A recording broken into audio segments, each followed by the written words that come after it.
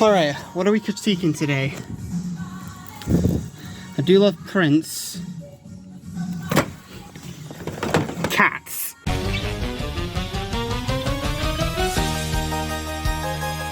Based on the Andrew Lloyd Webber musical from 1981, which in itself was based on a T.S. Eliot book from 1939, Cats is a CG horror musical that was released in 2019 to rapturous screams of terror up to and including mine. Remember the last video when I teased you with a movie that scared me as a youngin' but still does to this day? Here you go. Now, for some of you who aren't aware, I have kind of a kindred history with this movie. I first found out about it when me and my family were going to see Maleficent Mistress of Evil, or as I like to call it, Disney's less good version of Game of Thrones. But just before the film started, the trailer sour-bombed its way into theaters, and I have not been the same person since. Ineffable. Since then, I've sort of become fascinated with everything about it. Like, yeah, it gave me nightmares of the Cronenbergian reject versions of the Manson family, but hey, don't knock it until you analyze it. And Universal was really banking on this to do well, with it having a ton of big names behind it, like Taylor Swift, James Corden, Jason Derulo, Judi Dench, and Ian McKellen, but also had a brand new song written by Lord Webber himself called Beautiful Ghosts, that was sure to be a big hit at award season, and award-winning director Tom Hooper at the helm. Yeah, Tom Hooper, the same guy who directed the annoyingly hilarious Les Miserables adaptation, and managed to win Best Picture with The King's Speech. Surely this is a really good thing to have on his resume, right? This ended up being the last movie he ever directed. Suffice to say, but the whole premiere was a disaster, bringing in only $1 million out of an unnecessary $100 million, and had to be taken out of the Oscars for Your Consideration campaign because of the bad press it got. I don't know why. That's mainly the reason why I'm not going to go through this film shot by shot like I did with Anna and the Moods, because if I did, it would just be nothing but 2 hours of me going... So, for the sake of my sanity, most of this is just going to be me trying to understand the legacy that the movie left behind, and why it's honestly not a big surprise that this was the final nail in the coffin for big-budget movie musicals. Like, this was already based on a musical that pretty much had no cohesion or plot, so what the hell were we expecting? Well... Back in the early 90s, Steven Spielberg, the same guy who made every film student's favorite poster and the film buff's guide to instant sex, met up with Andrew Lloyd Webber during the height of his career and was interested in turning Cats into an animated movie under the Amblimation umbrella. Ultimately, it never happened because even the master of people's imaginations couldn't figure out how to form a three-act structure out of the film while keeping the original songs intact. Amblimation would shortly shut down the following year, and the only surviving part of that version would be a few pieces of concept art that honestly looks pretty awesome, if I gotta be honest with myself. It wasn't until 2012, when Les Miserables became a big hit, that restarted the hullabaloo that a Cats adaptation would be in the works. And you could probably put two and two together with what happened from there.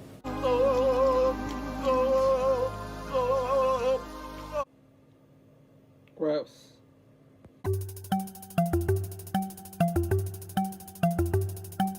But it wasn't without some key changes from the musical as well, the most notable being the drastic changes to the characters of both Victoria and Macavity.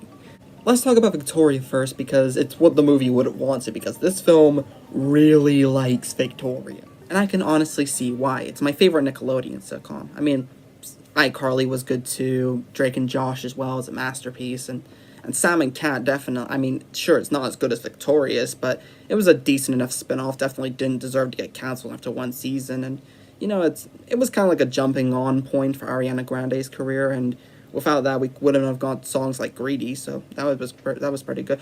Damn it, I'm still talking about Cats! And she's also played by one of the no-name actors here that I actually remember the name of. It's Francesca Hayward.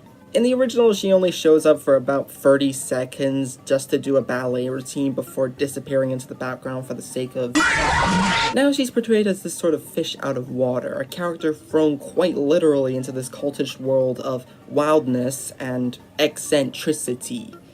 And honestly, she's fine. She doesn't really have that much of a character to build off of in the first place, but outside of a few dance moves that would have looked more impressive if she wasn't covered with Dr. Monroe's pubic hair, for someone who is supposed to give in to the madness by the end, she's really boring. Victoria only works as a plot device and nothing else. She literally has no sense of character at all, even less so than in the original Broadway.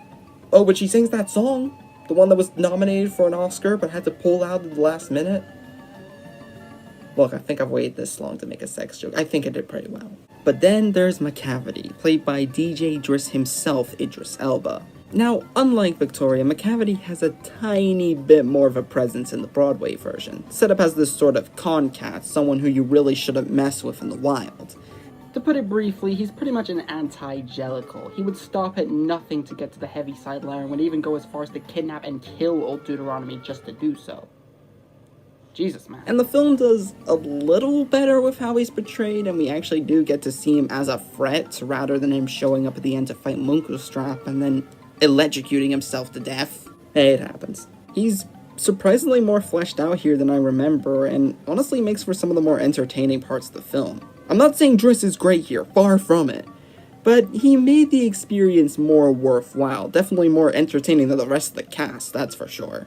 The Napoleon of crime. My cavity, there's no one like my cavity. Except for that, though, no words. But at least those two have a bit of a presence. The ones that somehow have even less presence here, despite being sprinkled throughout most of the movie, is the celebrities. Now, I do have to give this film a slight bit of credit. They do focus a lot less on the big names and give lesser-known actors a chance in the spotlight. Like hell, Mr. Mistopheles ends up saving the whole day by the end, and I don't even know the guy who plays him. But out of every single big name in Hollywood, they decided to go with the ones that only mothers would know that would never say no to anything. And Ian McKellen and Judi Dench as well, but that's only because they're old, senile, and don't know how to choose good film roles anymore. Now let's take a look at some of these doomed roles, shall we? James Corden plays Buster Jones, whose character was already a cheap recycling of Potiphar from Joseph and the Amazing Technicolor Dreamcoat, and somehow looked even more terrifying in the initial trailer than in the final cut. God, this movie looks unfinished. It's just him doing his usual boring fat cat routine just as a cat. Even Rebel Wilson's first line when he shows up sounds oddly spiteful towards him, like even she's sick of his usual shit. Good evening, all.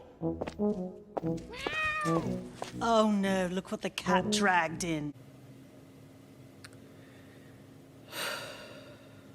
Speaking of Rebel Wilson, she plays Jenny Anydots, whose name sounds like someone stuttering while they're having a stroke. She's responsible for one of the more scarier scenes in the movie that I'm shocked managed to escape my childhood traumas video. The eating of humanoid cockroaches, the Gumby cat tearing off her skin, the disorientating editing, topped off of the already scary looking visual effects. She looks like Heathcliff's ass! Jason Derulo plays the Rum Tum Tugger, who in the original was portrayed as a pimp that potentially had homosexual connections with Mr. Mistopheles, which also added to why the musical was such a queer icon, especially in a time where that sort of thing wasn't universally accepted yet.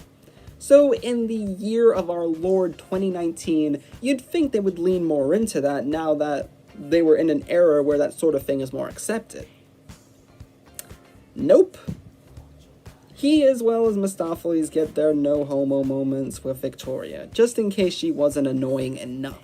The best part, however, is after Tugger's musical number, he randomly hisses at Hudson, runs off, and we don't see him again for the rest of the film. I mean, we do see him at the Addressing of Cats epilogue. It's party time.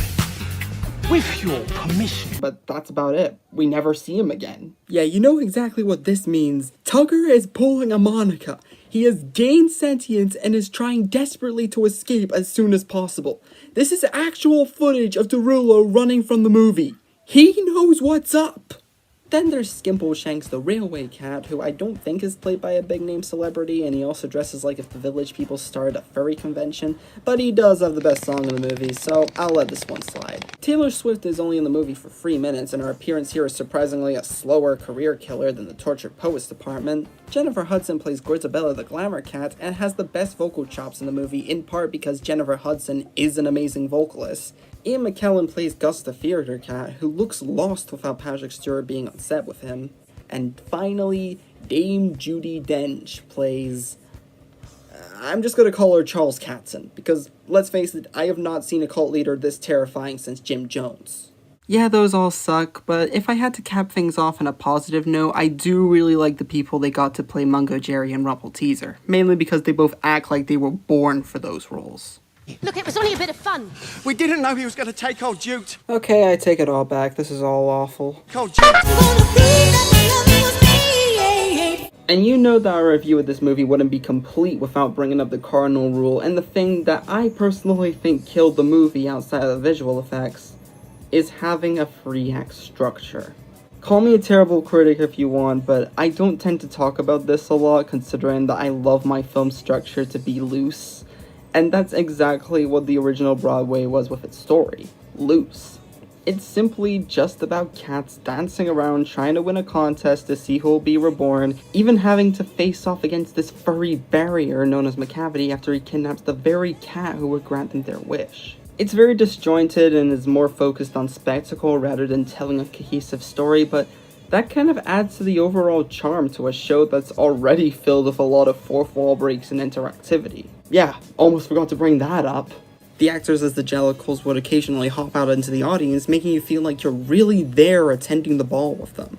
So Tom Hooper decided to take it one step further and take self-awareness out of the equation entirely. The closest the film ever gets to that aspect is when Judi Dench stares face first into the camera and gets straight to monologuing. This is terrifying. I have no idea why they decided to keep this in, because the film's clearly not visually pleasing enough for one of the characters to pull a Gavroche and to talk straight into the audience. Even Munkustrap doesn't know what to say. He's just looking at her in sheer confusion. Anyways, back to what I was saying. Sorry, I got sidetracked for a moment. They did kind of manage to find a way to commit to a 3-act structure while keeping the songs intact.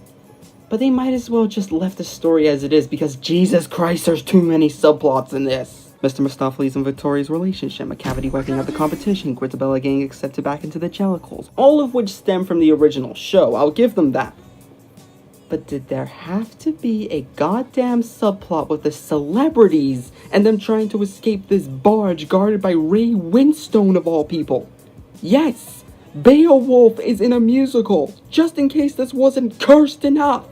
I don't even have much to say about the story because it's all so all over the place. It makes the pacing even more disjointed than it was in the show, but it loses all of its charm because of the whole project being fueled by, as Lindsay Ellis puts it, Awards hubris, celebrity hubris, director hubris, just good old-fashioned hubris. They play it way too straight, which is kind of funny knowing how the original Broadway got popular in the first place, just so they can nab a few awards with no effort whatsoever. But how are you supposed to win anything if your film looks like this? And now it's time to ask the $1,000,000 question. What the fuck is that? Oh, would you look at that? I knew I was late for something. Now, terrifying appearances aside, I don't think the CGI looks that bad. Sure, the blending could use some work, but it's mostly shaded pretty well, and compared to the so-called early stages of the trailer, it's almost a godsend. Oh, don't get me wrong, these designs look horrific, but that's not the reason why I'm against the CGI here. It's not that it looks hideous. I mean, Freaks is one of my favorite movies of all time, and the monster designs there are pure nightmare fuel. And I also don't have too much of a resentment against the green screen blending either. Sure, the film can't combine visual effects for shit, but it still looks leagues better than most green screen jobs from that year. Nowadays, however, in this case, it more so reminds me of another one of my favorite movies, Crank, that also had a bunch of high energy going towards it, and yet the effects blending looks like a lobotomy. But now that I'm looking back on this years after I first saw it, I will have this to say about the visuals. It makes scenes like this absolutely hilarious. McCavity! I'm sorry, what was that award-winning actor Idris Elba? McCavity!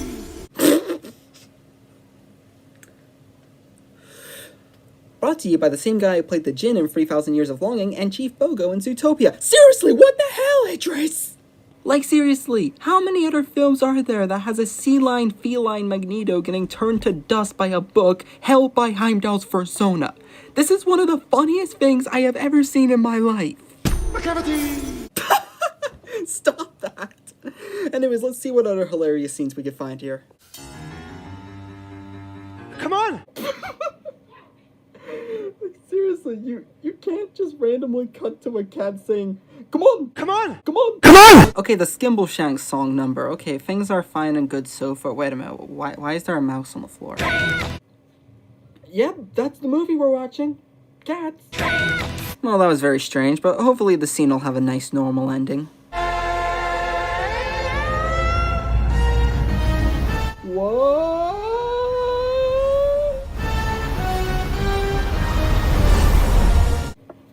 They did it! They turned him into a Beyblade! Beyblade, Beyblade, let it rip! Let's fight an epic battle! What even is this anymore? Not normal. That's for sure. No. The real problem I have with this movie is that they look nothing like their original counterparts. I know that shouldn't annoy me as much, but for a side-by-side comparison, that's supposed to be Munkustrap. That's supposed to be McCavity. And that is supposed to be Mr. Mistopheles. Oh, Deuteronomy? I get that film is a visual medium and you could do whatever you want with it, but come on, guys. This is an adaptation. Can you at least try to make an effort to look like the thing you're trying to pay tribute to? This is why I think going practical with the costumes would have benefited Cats majorly. Mainly because while humanoid felines dancing around may be weird, humans dressed as felines dancing around is an even more surreal idea and sort of makes sense as this bizarre expression of our own imagination.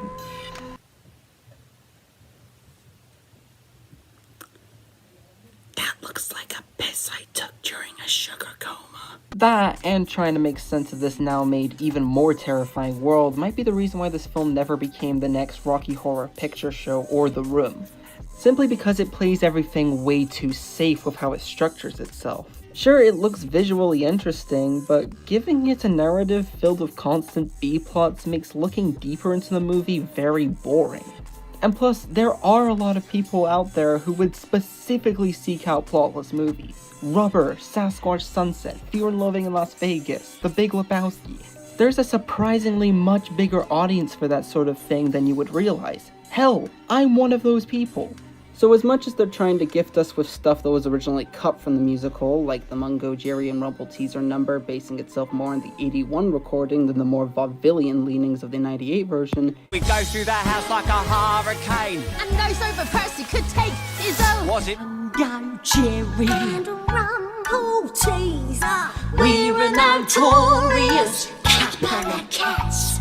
and the controversial character of Growl Tiger, trying to normalize something as bonkers as Cats comes off more as a disservice. So that's why I suggest ditching the digital fur technology angle entirely and focusing more on practical costumes. Also, ditch all the subplots entirely and give us the directing role of someone who can actually do a bonkers as hell musical. Yeah, that'll do. Also, maybe add back in the awful Battle of the Peaks and the Pollicles. I've always wanted to see what that song in particular would look like visually, maybe go for something more interpretive, or maybe do the whole thing in silhouette. Seriously, Tom, this film is already nearly 2 hours long, almost 50 minutes short of your last one. Was there any reason as to why that song had to be cut? Beautiful Ghosts had to be heard? All that I wanted was to be wanted. I'll never wander London streets alone and haunted. And last but certainly not least, you could switch up some of the casting. I mean, you could keep the no-name actors and actresses because they were fine as they were, maybe keep Driss Hudson and Derulo as well, but by God, please replace James Corden. I think John Cleese would work just as well, maybe Terry Jones as well, especially considering his utter famous fat guy role. Maybe have Paige O'Hara or Jodie Benson as Barbarella instead of Tay-Tay, and maybe give her more lines than just, "he has soul." And if you think that they don't have the choreography down, maybe Lana Del Rey or Ariana Grande would work just as well. There's probably no way of fixing the Gumby Cat song, but maybe switching out Rebel Wilson for Lizzo may give her a more dignified voice. And maybe as a treat for the fans of the Broadway, you could have Philidia Crowley-Smith as Old Deuteronomy, since she was the original actress who played Victoria in the '98 live recording, and would have been nice to see the old and new Victorias interacting with each other. Instead of Ian McKellen as Gus, you could have Christopher Walken. Paul Rubens would have made for a great Mr. Mistopheles. And finally, how about Sufjan Stevens as Munkustrap? What, did I say something? I know that this casting will probably never happen because Paul Rubens and Terry Jones are sadly no longer with us, but just imagine what could have happened. Just imagine. Honestly, if they played their cards more thoroughly while keeping the non-sequitur structure of the original musical intact, this would have been an adaptation to die for.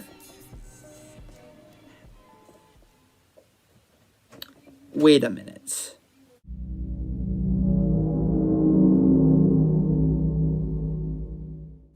I know that I'm trying to be all haha about how the Jellicle Cats are part of a cult and old Duke being everyone's very own Charles Manson, and yes, it is a joke so past its prime that even Doug Walker and Brad Jones took a crack at it. So ends the story about a cult that practices human sacrifice. But after going back and watching the film again, yeah, I don't know how this could be taken any other way. Everything that happens here is eerily similar to an 8-step program that cults use to indoctrinate new members into their own creed. The choosing of vulnerable targets with no family connections, i.e. Victoria, the constant positive attention, dangling the prize of the Heaviside lair, and even getting together at the Jellicle Ball doesn't really take that much commitment because that's what it is, a ball. Hell, they even got the whole human sacrifice stick down with Grisabella. It's honestly spine-chilling how accurate everything is, and there was no way Weber or Hooper would have been able to know it. And nobody did for a while. The Broadway was a smash hit. And the weird thing is that nobody caught on to the similarities until the film came out. The movie was so bad that people had no choice but to look deeper. The Cats movie is very real, and it would like to thank you for stepping over tonight. Happy Halloween, everyone. Rocket Martin, Rocket Martin, Rocket Martin, Rocket Martin, Rocket Martin, Rocket Martin, Rocket Martin, Rocket Martin, Rocket Martin, Rocket Martin, Rocket Martin, Rocket Martin, Rocket Martin, Rocket Martin, Rocket Martin, Rocket Martin, Rocket Martin, Rocket Martin, Rocket Martin, Rocket Martin. Owner? What are you doing? I don't know, just lying down, trying to sleep. Seriously, man? It's 1 o'clock in the afternoon. Why do you want to sleep? Because I've lost control of my life. Of course you did. Well, get out of bed. There's someone at the door who would like to see you. Oh my god! It's Sufjan Stevens!